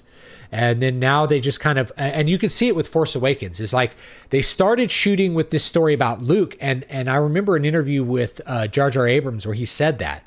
He's like, oh, we had this whole thing with Luke, and then we kind of decided that it would be better to go with Rey, which basically meant that Kathleen Kennedy said, no, Rey needs to be the thing. Don't have Luke upstaging her. And so they did. They just abandoned the whole Find Luke thing, but they'd already shot that stuff and kind of started the post-production on it. So they just kind of changed to the Death Star plot halfway through. So the first half of Force Awakens is one movie with one MacGuffin. The second half of Force Awakens is just a totally different movie with a totally different plot and totally different goals and everything, right? It's just, they're just two non-sequential movies happening. It's really bad. But anyway, yeah. Endgame is such a watered down doomsday Marvel villain who just happens to be Thanos. Revenge of the Sith this year reminded me why I used to like Star Wars and apologetically enjoyed the prequels. Yeah. I like episode 2 a lot. I'm like an episode 2 lover. I think episode 2 is actually really good. I don't really like episode 1 still, but episode 1 does get carried by its amazing aesthetics. Maybe some people's lives are so miserable they feel an attachment to media that saves them. This is true. They're attached to what they can be attached to make them feel safe and good and like there's positive things. And I don't hate them for that. I really don't. Other than they torment me. Right. Gen Y, unless you're a cusper, that's synonymous with millennial. So I've gone over this many times. Welcome to the channel. Gen Y is 80s. We've already defined this multiple times over. If you're Gen X, so I'll give you all the generations. Boomers are like late 40s into 50s. You have Jones, which is basically the 60s. Gen X, 70s. Gen Y, 80s. Millennial, 90s. Gen Z is going to be people born in the 2000s or thereabouts, right? These aren't hard lines. These are about experiences and cultural, the ethos of the culture. And then last gen, or what do we call it? Gen Alpha. Gen Alpha would be like 2010. So like my kids are Gen Alpha. Okay. So we don't have to think of them because there's no hard generation. It's not like there's a generation born and no one's born. Everybody's born all the time. So it's about what experience you have. So if you're born in the 80s, you have an analog childhood, you predate the internet, you meaningfully remember the world before 9/11. If you're a millennial, you're born in the 90s, you have no memory of a pre-internet world. So you have no analog memory. You don't clearly remember life before 9/11. If you are a Gen Zer, 9/11 happened usually before you were born, or like you were maybe a baby, right? For the Gen Y experience, let's say. So you just don't remember 9/11. You don't remember that you used to be able to just get on an airplane. You could show up to the airport like 15 minutes and like get on an airplane. You could, you just don't remember what life was like before 9/11. You've had war your entire life. Your entire life has been war, which is really crappy. And then your entire life has been economic crises as a Gen Zer or as a millennial, right? As someone born in the 80s, I really remember the pre-Obama economy and how strong it was and how easy it was to make money and how cheap it was to live. My health insurance before Obama was $60 a month. I could live in an apartment for $300 a month, and I could gig 4 nights a week and have enough money to pay for all of my expenses, gas, car insurance, everything, and have enough money left over to like drink myself into oblivion every night if I wanted to. Okay. That economic excess, just, you're not going to remember it as a millennial. You're just not going to remember what it was like to be really rich easily, to like easily afford everything. The Clinton economy, you're just not going to remember it. Gen X remembers it really well, but Gen X also, that's like the latchkey generation. Mine's the daycare generation. Millennials are daycare generation too. They had daycare, but my generation was like, you're going to go to daycare. And my, older kids born in the 1973, let's say, like my friend Jesse, who did this artwork behind me, did the cover of King Leper. He's a little older than me. So he's like in his 50s now. It's like, latchkey. You just went home from school and no one was there, which is weird. I have some memories of that. So really, when we talk about our generations, and I've talked about this many times with other writers, we've written books about it, so you can read them. In fact, I'll find a couple books for you to read about Generation Y and all these things. Let me find one. Let's see if J.D. Cowan still has this book that I wrote with him and Brian Niemeyer up. Yes, here it is. I'm going to link it in the chat. Boom. And I'll give you another one.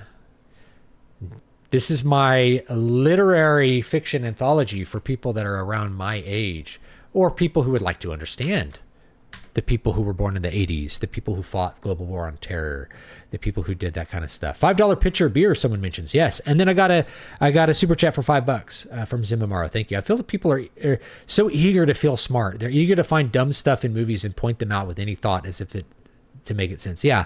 So that's one way that people feel smart, is they attack others for being dumb rather than having a profound thought.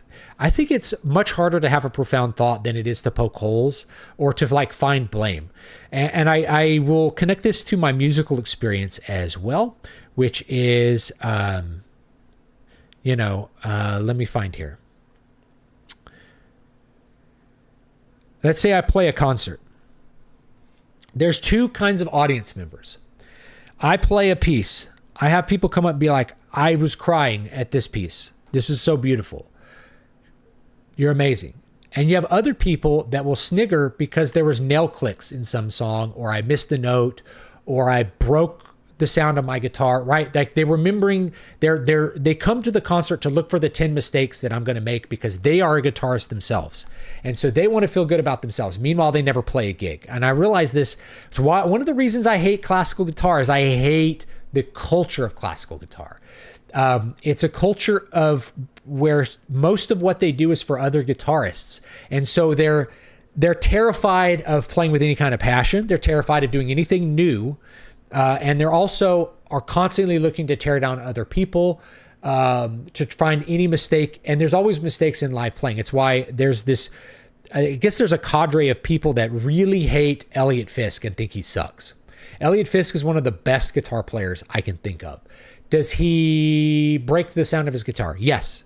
He attacks his guitar like it owes him money. Does he make mistakes? He makes mistakes. But he plays new music like every year. He's not playing the same crap. Every time you go to see Elliot Fisk, you're going to see new pieces that you haven't heard him play before. He knows more repertoire than anyone I can think of. And he has an understanding of the passion of the music better than almost any guitar player that I've ever talked to or ever done a masterclass with. Elliot Fisk, just hanging out with Elliot Fisk taught me a lot about guitar that most people miss. And there's people who hate Elliot Fisk because he is an artist and he's not a person that's super concerned with avoiding every little detail that's wrong. Many of the things that are bad about classical guitar are kind of a flaw with the way the instrument's designed itself. And I'll make some separate content on this later. It's why my current focus is actually archtop guitar. Because with archtop guitar, I can avoid virtually all of those problems and produce a better sound. But for some reason, we decided classical guitar should be the Spanish guitar with these wound strings and these nylon strings and should be played in a certain way. And so, yeah, there's people who will go to a concert and you can actually play perfectly. And then they'll be, and I've had this with like master classes where they're like, well, you know, you were like repeated a finger here. And I'm like, okay, but did the scale sound perfect? Yes. Okay, I dragged a finger. For somehow in practice, I figured out that to play this passage, I drag a finger. To me, I don't give a shit about that. If you drag a finger. And bass players don't. Bass players drag fingers all the time, and no one cares because they didn't have the classical guitar culture telling them you have to strictly alternate I and M no matter what. And if you ever drag a finger, because it's actually easier to drag a finger than it is to reach behind and play like playing cross string with one finger that's longer than the other is a problem. So sometimes it's easier to drag a finger if you can do it. But, you know, that's a flaw. And so that means you suck at guitar. And I realized the people who are really critical of my playing are people who've never gigged, people who can't play, people who know one song. There's just this whole like element of classical guitar people that they never challenge themselves, and they never perform because they're never capable of doing it. They never push themselves to do it. They're too afraid. They're terrified. They're terrified that someone might think the way that they think, which is to tear everybody down. They're going to tear me down. They're going to give me a 1-star review. Man, being an independent artist, I learned really quickly how to deal with 1-star reviews, which is like, some people are stupid and don't get what you're doing. You know, you can have a flawless book. Someone's going to give it a 1-star review. You know, it's going to happen, right? They still ship, Brandon Sanderson books ship with typos. I find typos in Harry Potter. Okay. You know, these little things to a normal person, they don't even pick up on them. They don't care about them. But to certain people, they're looking for that, you know. Where were we?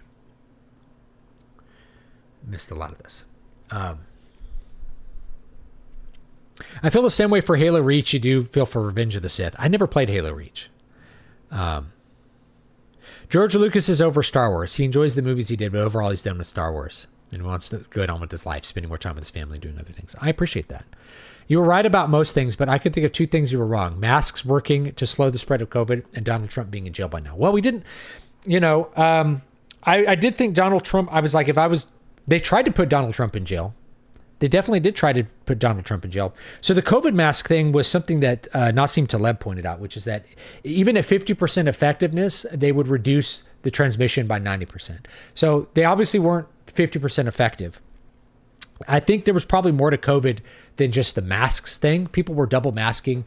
Eventually it became a religious thing. Like, I'm masking to protect myself. I think if you'd had 100% masks, you might have had slower transmission, but, you know, we did all that stuff. I wore gloves. People were going to the store with like goggles to try to avoid getting COVID. My family still got it. How'd they get it? My son got it like off the playground. Because I wasn't going to make my kids do that. I wasn't going to subject my kids to that kind of shit, you know? I was going to let them be happy. Let them be happy, you know? I liked Rogue One enough. Halo Reach was the better story for that kind of dour, bleak narrative it was going for. Empire Strikes Back set the bar for a sequel. I walked out of the theater wanting to see what happens next.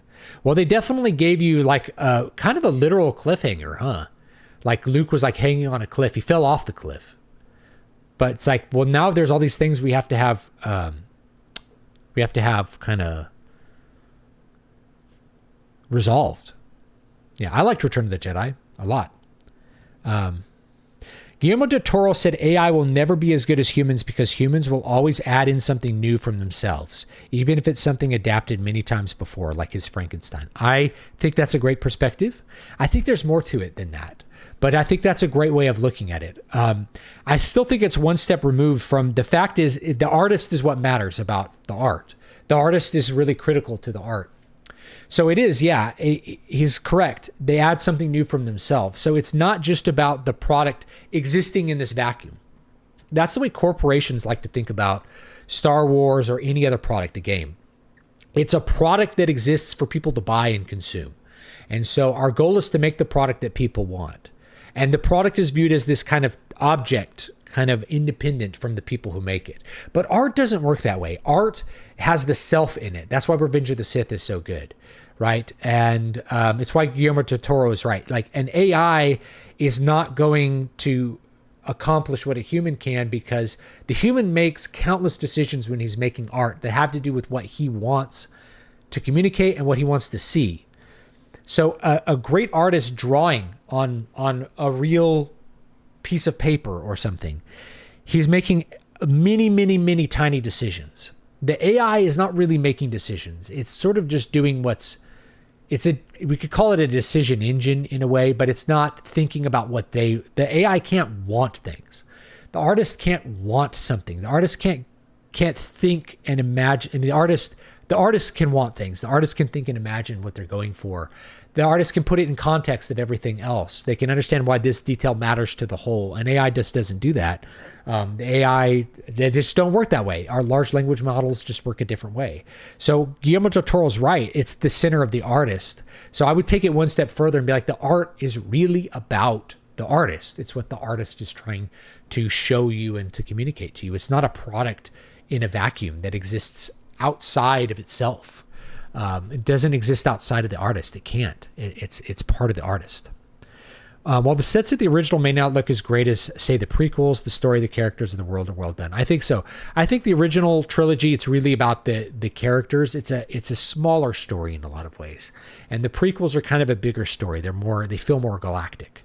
But it's still mostly about the characters. And so when I realized that, complaints about why isn't Grievous built up better? I'm like, yeah, I probably would have built up Grievous more, but Grievous is not really the central character. Grievous is a side character that exists for Obi-Wan and for these other characters to have some conflict with, because it's not actually about Obi-Wan versus Grievous.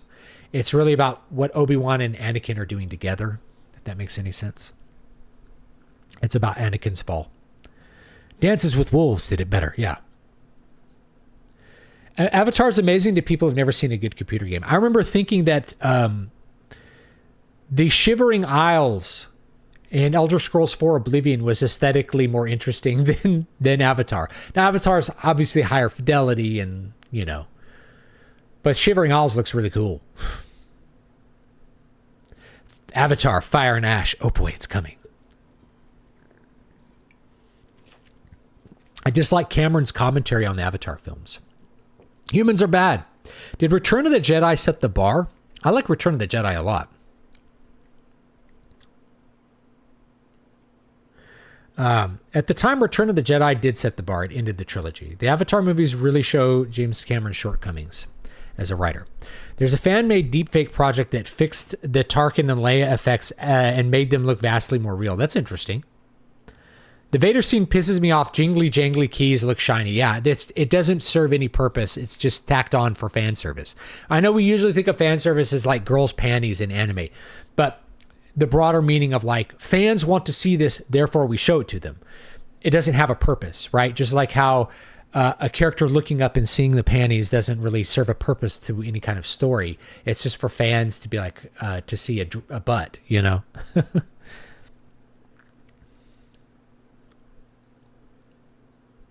I hate this so much. People who complain about this clearly don't understand basic engineering. I think we're talking about the vent in the vent in the Death Star, the tiny vent. It made total sense. No one cared about this, right? It was just it was like responding to a turbo nerd accusation that the almighty powerful Empire wouldn't put a ventilation shaft to vent to their nuclear gas or something. There would be no tailpipe. Revenge of the Sith really shows exactly what George Lucas always wanted Star Wars to be, all the way back in 1977. And he got to finally have the Star Wars film he wanted the first time around. Yeah. You can read the original script. I recommend, if you can get access to it. I don't have it uploaded anywhere that you can read it, but you can read the original script from 1975, and it's really interesting. It's a very interesting read. Anyone who's like a student of film, I think, should read that, because you'll find so many of the elements in the other movies are there. They have the Jawas attack the Death Star, which are basically Ewoks. They're like monkey creatures, though. Attack the Death Star, which is interesting. There are some fan edits that improve Rogue One, but none of them turn it into the director's cut, since the footage to do so is not available to the public. Yeah, I would love a director's cut, and I think Disney could just like sell that and make some money. That would be cool, you know? Disney should re-release all their horrible Mandalorian, Boba Fett, Ahsoka, Obi-Wan, and just attach the Rogue One Vader scene at the end so people gush over the new improved remastering. I haven't watched any of the Star Wars shows. I only watched the first season of Mandalorian, and I did some content on it kind of leading up, and then after I was gonna say I'm gonna have a 1-year hiatus from talking about Star Wars after Rise of Skywalker, and I just didn't talk about it again. So maybe I should I'll do some more Star Wars content at some point, you know, just for fun, for the people who are still around.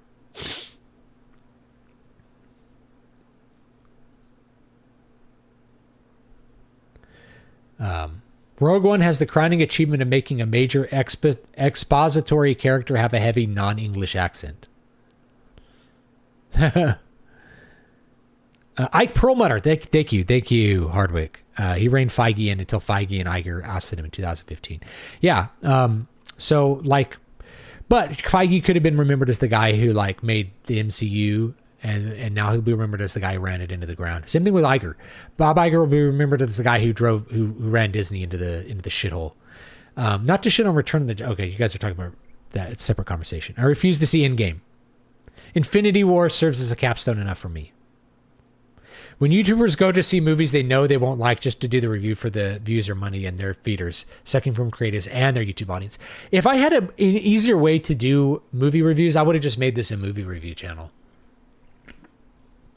But because I'm married with children, I can't go to the movies. Maybe I could have pirated them from Russian stream sites or something. I don't know. But that's just too much for me. I don't want to spend for me to go to the movie theater, it takes like 3 to 4 hours out of my life that I have to be able to, like, my wife has to be okay with me being gone. And so that's, it's work. It's work for me to go to the movie, and then I better be making money from it, because otherwise I could be doing something that makes money, right? You know what I mean? Yeah, you don't watch Waterworld for Kevin Costner. You watch it for Hopper. Return of the Jedi was the wrap-up. Made me feel like watching the first 2 movies was worth my time. Yeah. I think so. Return of the Jedi closed all the loops, you know? Closed all the loops. My favorite MCU movie is still Captain America First Avenger, since it does such a good job of recapturing the style and spirit of that type of 30s to 40s serials, pulps, etc. Very fond of it. Yeah.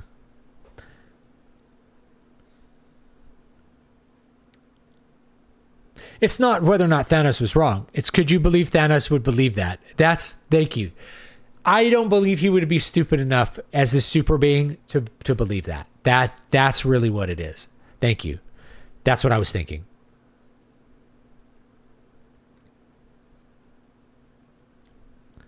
All right. You got me sold on the hops in Waterworld. Yeah. I do enjoy Phantom Menace still. I enjoy lots of things about Phantom Menace. Liam Neeson helps the movie. He's basically what the Jedi should be. A well-trained and disciplined, but doesn't fully advocate Jedi dogma and bends the rules. Yeah, I think he's great. I think there's a lot of great things to love about the movie. And there's things that are kind of cringy that just... If you're trying to be comedic and it doesn't land, then it gives you this weird feeling of like... man, I had a word for it, but I lost the word, you know. Someone wrote about how in the 80s he was depressed and going to unalive himself, but he got hooked watching Doctor Who on PBS and kept postponing it so he could see the next episode. I've heard of this. People were like, you know, I decided not to kill myself because I knew that there was a third Mass Effect game coming. You could see the flaw in attaching yourself to that. But by the time it comes out, your life has improved enough that you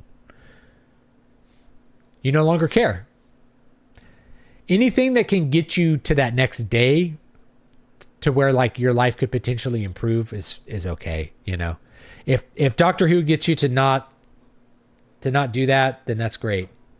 You know, but hopefully if he goes on long enough, then you don't need Doctor Who anymore, that part withers away like an appendix or something. $5 pitcher of beer. We used to get $3 pitchers of beer, bro. $3. It was a special at, where was it? We went to like the Roadhouse. We had $3 pitchers of Bud Light, which is nasty, but it was $3. And we would get a pitcher each. We'd all drink a pitcher. You know. Economy is so weak, McDonald's had to come out with a commercial about a kid bragging to him, Mom, that McDonald's money now. My sister and I were latchkey kids, saying how much safer some places were back then. Yeah. So this is the thing that I make about housing costs. So the boomers kind of misunderstand the way that housing costs have gone. It's not just that housing costs have gone up. It's that if you are, say, a millennial, and you remember like the 90s and 2000s being safe for you, to have that same safety, you have to buy a bigger house than your parents did, believe it or not. So yeah, if you grew up in any of those times, 70s, 80s, 90s, 2000s was when it started to get disrupted, but you could safely go to school. You could walk down the street without being worried about your kids being, someone tried to like abduct someone on my street, and I live in a pretty nice neighborhood. So it's really hard to escape that. It's really hard to escape that. But in order to have that safety, you have to buy a bigger house. You have to live in the gated community. You have to buy more house because it's the only way to buy away from the low rent people. The low rent people who make everything worse. The low rent people who deal drugs out of their backyard, who cook meth. If you don't want to live next to the meth cooker, you have to spend more on your house. If you don't want your kids to be beat up on the way to school for being white, you have to buy a nicer house in an area with more white people and less racial tension. You have to pay more. You have to pay more for the same lifestyle you had as a kid with your boomer parents, because even though they made, maybe if we're adjusting for inflation, it doesn't work out quite the same way, but it's like they could buy a $100,000 house and be in a nice neighborhood because everybody in that neighborhood was just like them. And everyone was the same. So it was safe. So to have that same safety for your kids, you have to buy a bigger house. You have to buy a $500,000 house. Even though that $100,000 house is now $300,000, you have to buy a $500,000 house because that's the only way to get away from the low rent people. The low rent people now live in those old neighborhoods. And yeah, they're gonna beat up your kids on the way to school, steal from them, or, have your catalytic converter stolen out of your driveway, all that kind of stuff. You have to pay more. You got to pay more. You got to pay the piper.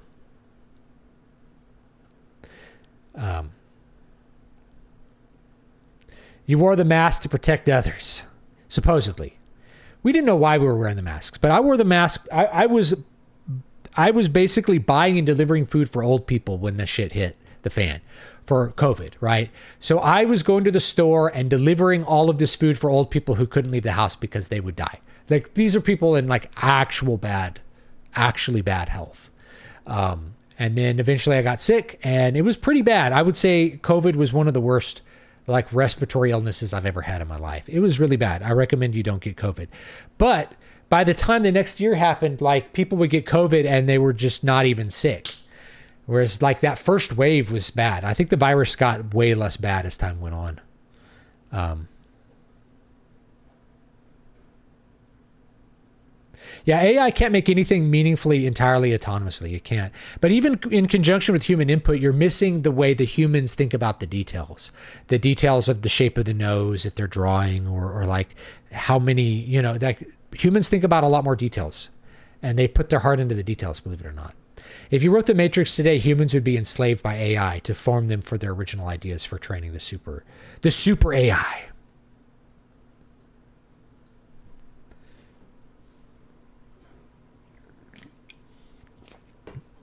Grievous was fleshed out in the Star Wars animated shorts. Yes, I really like those.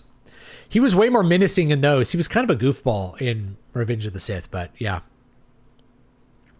But I don't think you should have to watch those to understand a movie. That's my thought.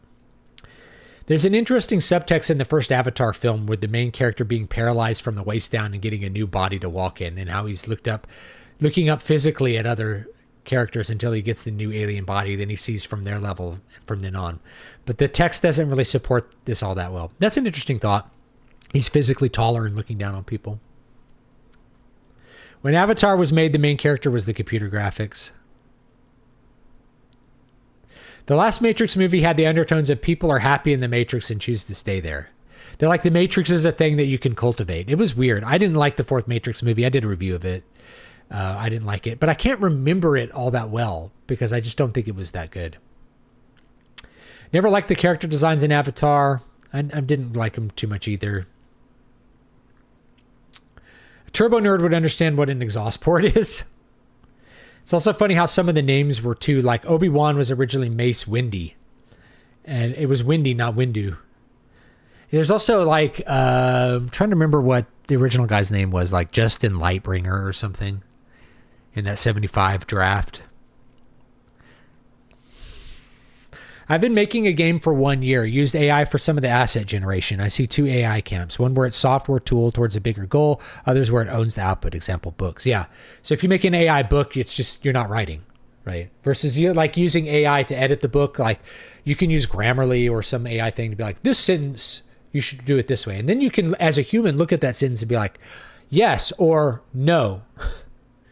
And make decisions about those things. So I think AI editing is a great tool. That's the thing that you should farm out to robots, is like finding the mistakes, not writing the prose and deciding the sentences. That's opposite. I'm editing the AI. No, you write and let the AI edit. It's backwards. So here's what I would do with games, and I've thought about this. I've thought about doing this for a visual novel, is using AI to generate all the assets for the initial programming of the story and the initial programming of the game. And then once you have it in a minimum playable state, then you can hire an artist to replace some of those assets with things that are better. So like, let's say for visual novel, you use AI to make a bunch of the characters and you just kind of get the product there. And then you hire an artist, like, here's my mock-up, here's all the stuff I need, and, design some characters and let's do it. So then once you have the minimum product and you can kind of present that, maybe even crowdfund the money that you would pay the artist, then you can hire the artist to like do better assets for you. There's a lot of things I could see like AI being useful for games. Like, do you need an artist to make a tree texture? Probably not. Do you need an artist to make a bark texture? Like, AI would be great for like, I need a bark texture. Boy, you didn't hire an artist to do that. And I hired the artist to design the characters. And I use the AI to make bark textures and grass textures. And I use the AI to make the river rocks. And I use that, right? Like, I use the AI to make the mountain, the distant mountain. I use the AI to make a skybox. Yeah, you can have an artist do that, and maybe you want to pay for that detail with that. But like, if you were choosing where to spend your money, I would probably want to spend my money on. But you could also just buy those assets, like from the asset store, the Unity asset store, the Unreal Engine asset store, whatever. You can just buy those assets. But you use AI to make those assets so that they're a little different, and then hire the artist to like, I want you to design the characters and the animations and. Yeah, I could see I see like lots of uses for this stuff. People think I'm more anti-AI than I am. It's mostly that people are really dishonest about AI. They make an AI book, and the whole point of making the AI book is to pretend to be an author. No, don't pretend. Just don't pretend. Just be honest with whatever you're doing. Okay, that's all. And the fact is, they don't want to be honest because they know if they were honest, this book is AI. People wouldn't buy it. You only get people to buy it if you can convince them that it's not AI. Because they don't want to buy it. Why would they pay for something that should be free? It's valueless. AI art, especially like AI images, are literally worthless. For Star Wars shows, I hear Andor is pretty good. Not that I'm watching it. I don't watch Star Wars anymore. Yeah, I didn't watch Andor. There's an ambitious fan edit of The Mandalorian by Akbagel that fixes a lot of the bad writing by cutting dumb things out and creating new dialogues with AI. Interesting. It even removes Baby Yoda from season 3. That's cool, I guess. For pirating modern movies, it's usually subsidized by Indian casinos, from what I understand. What? I don't recommend it. I don't do it. Modern movies are like Disney Star Wars to me. I'm burnt out. And so here's the main reason you don't give money to people who hate you is for you. It's like in Brian's book, right? So free your attention. Your attention is a commodity that you spend. You pay attention to someone. You're paying out your attention. So let's say you're going to pirate a movie to watch it. Sorry. The 2 hours that you spend watching that movie could be spent doing something else. You could attend to a different activity that you might enjoy more. You know, you're still giving them your attention. You're still paying attention to Disney even if you're not paying them money. So it's better to pay them something else if you can. And we went through this. Like, it's one of the reasons that I stopped making a lot of Star Wars content is like, that is a way to make money. And that's fine. You know, it is a way to make money. But Brand X, we started calling it Brand X. I think this was Raul Nyanzi came up with this. He's a writer. And, Brand X. We're not even going to mention the name Star Wars. We're just going to call it Brand X because we don't want, people need to move past this. And like the black pill is that people are not going to move past it, man. They will watch the crappy Star Wars shows until they die, demented in the old folks home. That's what Mad Uncle Marty in the Gen Y book is all about. I'll link Mad Uncle Marty. I have a free audiobook of Mad Uncle Marty. It's what Mad Uncle Marty's about. It's the Gen Y guy in the old folks home who's demented. Yeah.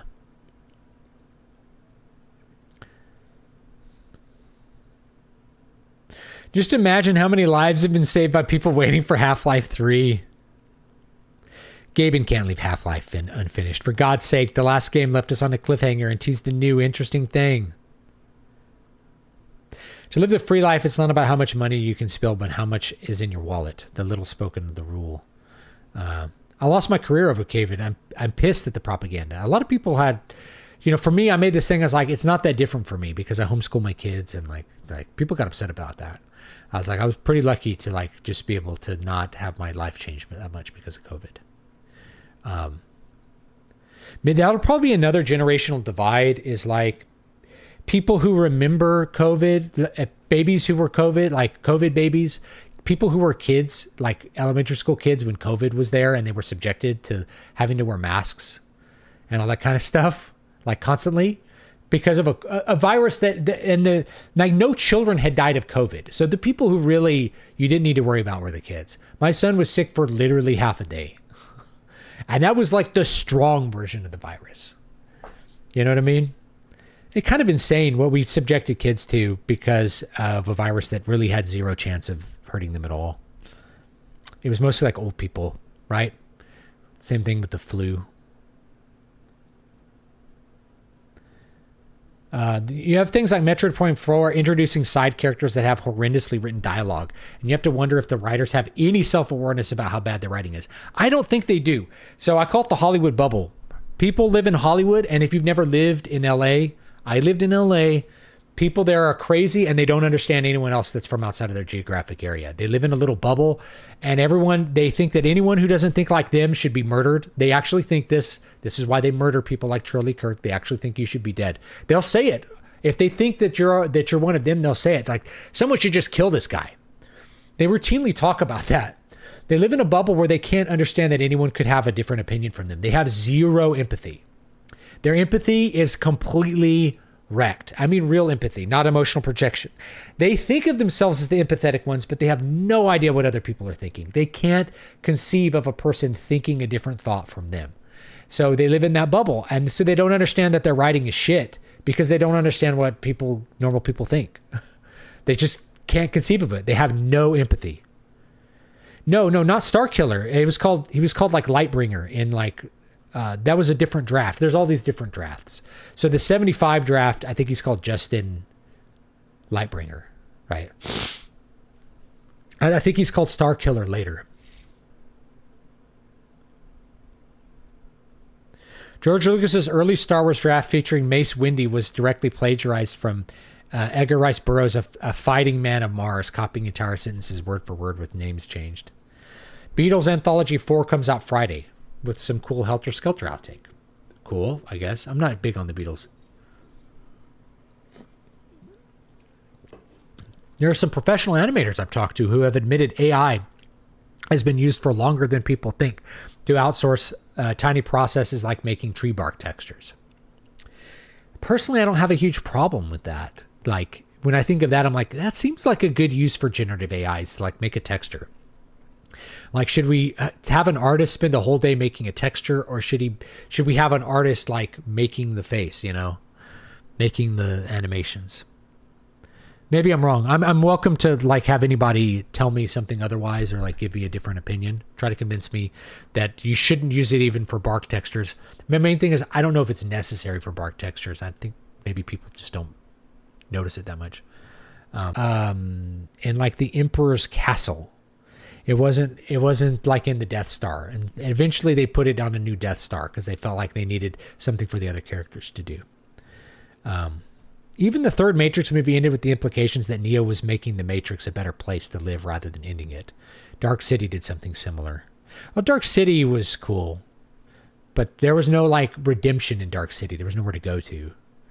I got into the woods and take pictures for grass, bark, and rock textures. It's very inefficient, but it's a lot of fun and very enjoyable.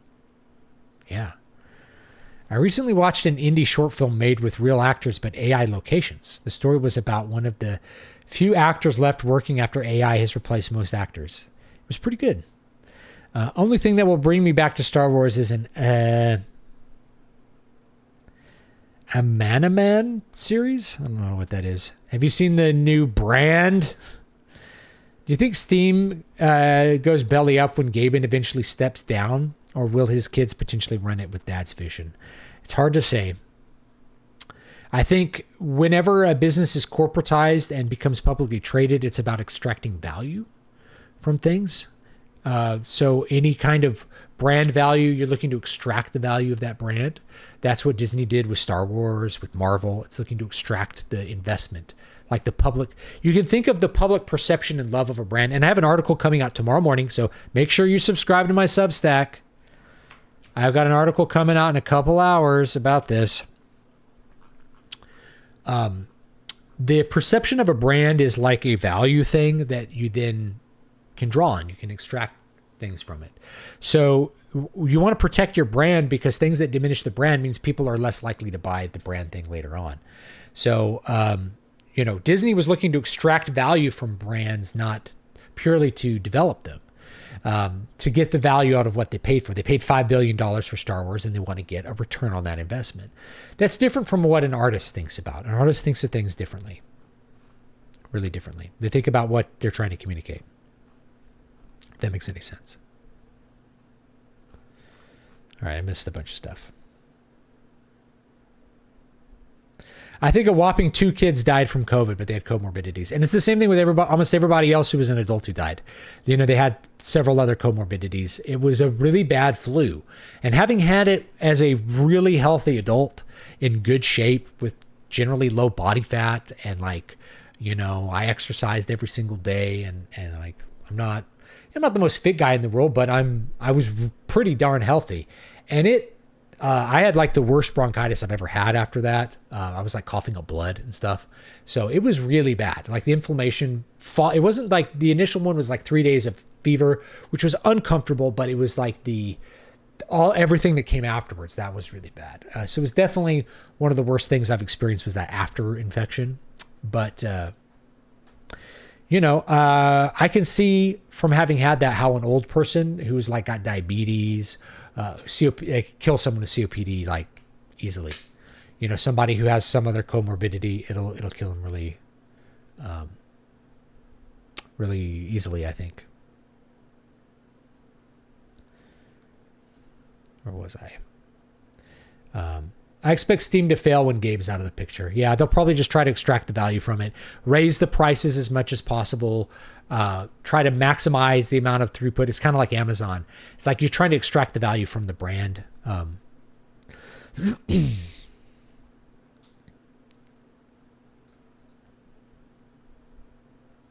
I had similar ideas of artists for core assets, but for small stuff, a button texture.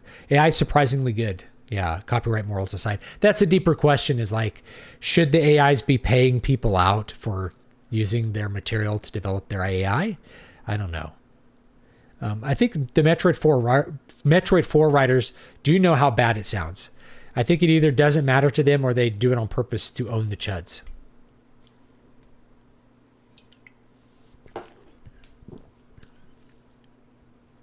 There's a recent video of Jennifer Lawrence talking about how she stopped talking about politics because she realized it doesn't change how anyone votes. It just alienates potential audience members. I saw Jack White was like, bad, Trump voters bad, Orange man bad. If you like Trump, don't come to my concerts. Okay. Yeah, I wish more people would think that way. I would love to not talk about politics and just write books. I really would. That's kind of why I regret talking about Star Wars. It'd be a smaller audience, but it'd be more peace. You know, it's a quiet life. It'd have 5,000 subscribers, but it'd be peaceful. You know what I mean? Yeah. All right. I think that's it. I'm out of time. It's 2 hours. I talked for 2 hours. Thanks for listening. Let me link everything again. I'll link my Substack. New article coming out tomorrow. It is on what I call the Chibson dilemma. The Chinese Gibson. Fake products. It's about what's the problem with fake products. So please do check that out. It's coming out tomorrow. Let me link some books. King Leper is out. Here's Gen Y. Here's the Gen Y book. Both Gen Y books. So mine, which is all literary fiction collection.